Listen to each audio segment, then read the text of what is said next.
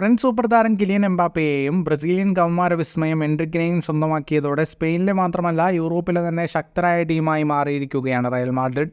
Vinicius junior, Rodrygo, Arda Guler, Jude Bellingham എന്നിവരുടെ ഇടയിലേക്കാണ് എംബാപ്പയും എൻട്രിക്കും എത്തിയിരിക്കുന്നത്.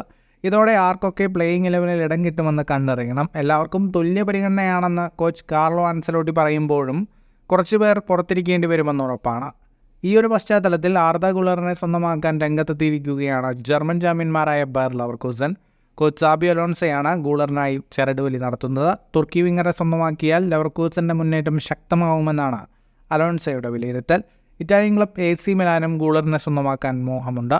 1 വർഷത്തെ ലോൺ കരാറാണ് മിലാൻ പരിഗണിക്കുന്നത്. കഴിഞ്ഞ സമ്മറിൽ തുർക്കി ക്ലബ് ഫെനർബാഷിൽ നിന്നാണ് ഗുള്ളർ ട്രയലിലെത്തിയത്. ഫുട്ബോൾ ലോകത്തെ കൂടുതൽ വാർത്തകൾക്കും വിശേഷങ്ങൾക്കുമായി സ്പോർട്സ് കഫേ ഇപ്പോൾ തന്നെ സബ്സ്ക്രൈബ് ചെയ്യുക.